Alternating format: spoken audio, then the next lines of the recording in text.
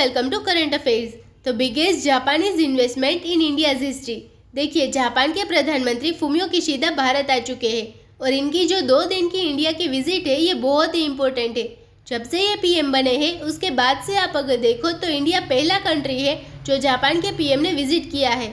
इससे आप समझ सकते हैं कि इंडिया की इम्पोर्टेंस क्या है जापान के लिए। और ये साल देखिए बहुत ही इम्पोर्टेंट भी है for both India and Japan, क्योंकि दोनों देश सेलिब्रेट कर रहे हैं 70th anniversary of establishment of diplomatic relations. और इसी विजिट के दौरान जापानीज मीडिया ने रिपोर्ट किया है कि जापान अनाउंस करने वाला है $42 बिलियन, या फिर हो सकता है कि इससे ज्यादा की भी इन्वेस्टमेंट इनटू इंडिया। इससे पहले आप अगर देखो तो 2014 में जब उस वक्त के जापान के प्रधानमंत्री शिंजो आबे इंडिया में आए थे, तब उन्होंने अनाउंसमेंट करी थी इंडिया में इन्वेस्टमेंट रफली 25 से लेकर $30 बिलियन के आसपास की।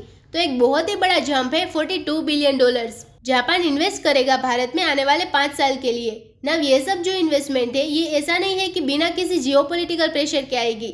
जापान भारत पे प्रेशर भी डालेगा कि देखिए एक इंटरनेशनल यूनिटी दिखाइए यूक्रेन के मुद्दे को लेकर। बहुत अजीब लगता है कि कोड के सारे देश, चाहे ऑस्ट्रेलिया हो, यूएस हो, जापान हो, ये निंदा कर रहे हैं रशिया की। आप लोग बिल्कुल न्यूट्रल है और तो और आप रशिया से ऑयल ही परचेज कर रहे हो। तो जापान के पीएम ओपनली कह चुके हैं कि मैं यूनिटी का जो इश्यू है इस पर स्ट्रेस करूंगा during his India's visit. Now इस वीडियो में हम जानेंगे कि जापान के भी क्या इश्यूज है रशिया को लेकर, क्या क्या इन्वेस्टमेंट हम एक्सपेक्ट कर सकते हैं जापान से। बहुत कुछ यहाँ पर आपको जानने को मिलेगा, सो इस वीडियो को एंड तक जरूर देखिएगा। और आपने अभी तक हमारी चैनल को सब्सक्राइब नहीं किया है तो जरूर से सब्सक्राइब कर लीजिएगा ताकि हमारे वीडियो की लेटेस्ट नोटिफिकेशन आप सभी को सबसे पहले मिल सके।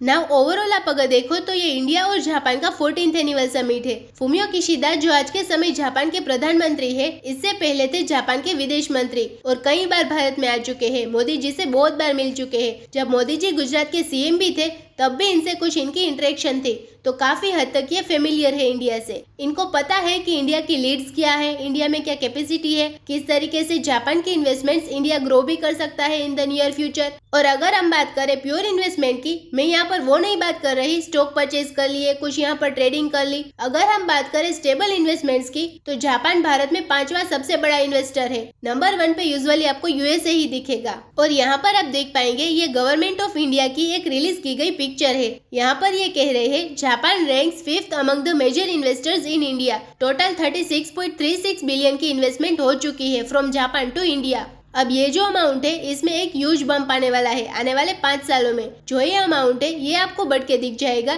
करीब 70 से लेकर $80 बिलियन के आसपास। और जापान की जो ज्यादातर इन्वेस्टमेंट है, अगेन यहाँ पर आप मुझसे क्वेश्चन पूछोगे, $42 बिलियन करीब हो गए 3,23,000 करोड़ रुपए। ये जो अमाउंट है जापान इंडिया को कैसे देगा? क्या यह कोई लोन होगा या ये इन्वेस्टमेंट करेंगे कहाँ पर? देखिए, जापान प्राइमरीली फोकस करता है इंडिया के इंफ्रास्ट्रक्चर को बिल्ड करने में। ऑलरेडी आपको पता होगा कि जापान प्रोवाइड कर चुका है अपनी टेक्निकल असिस्टेंस और ये लोग सॉफ्ट लोन भी ले चुके हैं Mumbai Ahmedabad high speed rail project के लिए, जो अभी तक अटका हुआ है। इस पर काम खत्म नहीं हुआ। बका किशिदा साहब हमें इंडिया में आके बोलेंगे कि ये प्रोजेक्ट जल्दी से खत्म करिए। हम चाहते हैं कि ये प्रोजेक्ट फिनिश हो, उसके बाद से हम नए प्रोजेक्ट स्टार्ट करेंगे। फिर ये लोग 6 मेट्रो रेल प्रोजेक्ट्स इंडिया में बिल्ड कर रहे हैं इन अहमदाबाद, बेंगलोर, दिल्ली, कोलकाता और मुंबई। फिर जो वेस्टर्न डेडिकेटेड फ्रेट कॉरिडोर है, जो हम यहाँ पे आप कह लीजिए पूरा माल ढोने के लिए एक कॉरिडोर बना रहे हैं रेलवे के लिए, उसकी भी जो फाइनेंसिंग है ये यहाँ पे जापान ही कर रहा है। तो जापान देखिए ओवरऑल इंडिया की डेवलपमेंट के लिए एक बहुत ही ज्यादा इम्पोर्टेंट देश है। और ऐसा नहीं है कि सिर्फ जापान की सरकार ही इन्वेस्ट करती है भारत में।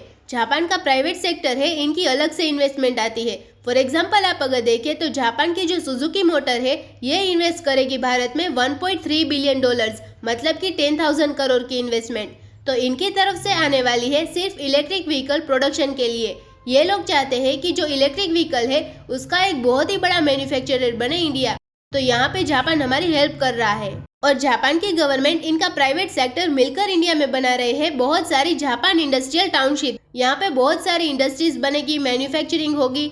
जापानीज कंपनीज इन टाउनशिप्स में ही काम करेगी। 2 टाउनशिप यहाँ पे बन रही है, राजस्थान में एक, हरियाणा में एक, उत्तर प्रदेश में एक, आंध्रा में, गुजरात में बन रही है 2, तमिलनाडु में 3 बन रही है, कर्नाटका में 1 है और फिर महाराष्ट्र में है। एक बार ये इंडस्ट्रियल टाउनशिप्स बन गई तो मैं आपको ये बता रही हूँ 42 बिलियन की इन्वेस्टमेंट आपको कम लगेगी। जापान एक प्रॉपर आप कह लीजिए इंडिया में इन्वेस्ट करने के लिए पहले बना रहा है एटमॉस्फेयर। इनकी कंपनीज और इन्वॉल्व हो रही है इंडिया में, ये पार्टनरशिप बिल्ड कर रहे हैं, बहुत सारे स्टार्टअप्स में पैसा लगा रहे हैं। एक बार इनके यहाँ पर पैर जम गए उसके बाद से आप देखेंगे Japan will prove to be a very important country for India's development. और ये मत भूलिएगा कि जापान इस सबके अलावा साइंस एंड टेक्नोलॉजी की फील्ड में भी इंडिया के साथ कोऑपरेट करेगा। जो लुपेक्स मिशन है जहाँ पर इंडिया और जापान दोनों भेजेंगे चांद पर, एक बहुत ही इंपॉर्टेंट प्रूफ, जिसके अंडर बेसिकली इंडिया का लैंडर होगा, जापान का रोवर होगा। यहाँ पर भी इसरो और JAX से मिलकर काम करने वाले हैं। तो देखिए इंडिया और Japan are working together in many fields, मगर रशिया का इश्यू बीच में आएगा।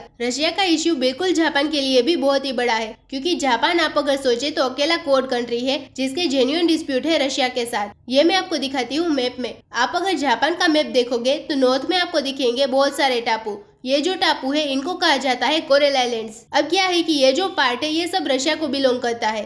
तो यहाँ पर बहुत सारे टापू हैं जहाँ पर बहुत जापान और रशिया क्लेम करते हैं। उसके अलावा जापान और रशिया ने वर्ल्ड वॉर 2 से लेकर अब तक प्रॉपरली शांति समझौता कभी लिखा नहीं है। तो टेक्निकली आप अगर देखो तो जापान और रशिया में पीस अग्रीमेंट नहीं हुआ, बस सीज फायर मेंटेन किया जा रहा है। तो जापान जब देखता है कि रशिया आज के समय किस तरीके से तबाही मचा रहा है यूक्रेन में, तो जापान भी काफी हद तक चिंतित होता है। तो इसलिए जापान यहाँ पर ये चाहता है कि इंडिया भी आलोचना करे रशिया की। अब एक एस्पेक्ट यहाँ पर ये भी आता है, तो ऑफकोर्स जापान के खुद के सिक्योरिटी का इश्यू है ही। फिर जापान यूजुअली यूएसए की फॉरेन पॉलिसी को प्रॉपरली फॉलो करता है उनके लेफ्टिनेंट की तरह। इंडिया ऐसा नहीं है, हम लोग यूएसए की फॉरेन पॉलिसी को प्रॉपरली फॉलो करते नहीं है। हम अपने आप में एक न्यूक्लियर पावर कंट्री है, ह्यूज पॉपुलेशन है, ह्यूज इकोनॉमी है, हम काफी बार अपने इंटरेस्ट के मुताबिक काम करते हैं। इंडिया रशिया पर सैंक्शन लगाने के बजाय रशिया से ऑयल परचेज कर रहा है। फार्मास्यूटिकल इंडस्ट्री जो है इंडिया की आज भी थ्राइव कर रही है रशिया में। तो ये सब देखकर जापान की फ्रस्ट्रेशन बढ़ने ही वाली है इन द फ्यूचर। और इंडिया के लिए देखिए भविष्य में बहुत ही मुश्किल होगा रशिया को रेवोल्यूशनरी सपोर्ट कर पाना, क्योंकि बाकी जो कोर देश है ऑस्ट्रेलिया, यूएस, जापान, इनसे मल्टी बिलियन डॉलर्स की इन्वेस्टमेंट आ रही है इंडिया में। इंडिया भी यहाँ पर यही एज्यूम करके अपनी फॉरेन पॉलिसी आगे बढ़ा रहा है। इन सब कंट्रीज को ये पता है कि चाइना को कंटेन करना, चाइना को चेक में रखना ज्यादा इम्पोर्टेंट है रशिया को चेक में रखने से। और इंडिया ऑफ कोर्स यहाँ पर यही मानेगा कि चाइना का जो थ्रेट है ये जापान और ऑस्ट्रेलिया बाकी कंट्रीज के लिए इतना इम्पोर्टेंट हो कि इस थ्रेट की वजह से ऑल टुगेदर ये लोग इग्नोर कर दे लॉन्ग टर्म में इंडिया का support to Russia. Of course देखना यहाँ पर ये होगा कि इवेंचुअली होता क्या है, क्या रशिया यूक्रेन के बाद बाकी कंट्रीज पर भी अग्रेशन दिखाता है। अगर ऐसा हुआ then it will become very difficult for India. India को भी कहीं ना कहीं आलोचना करनी होगी उस समय रशिया की। तो इसी नोट के साथ वीडियो करते हैं खत्म। उम्मीद है यहाँ पे आपको काफी कुछ जानने को मिला होगा। Thank you for listening.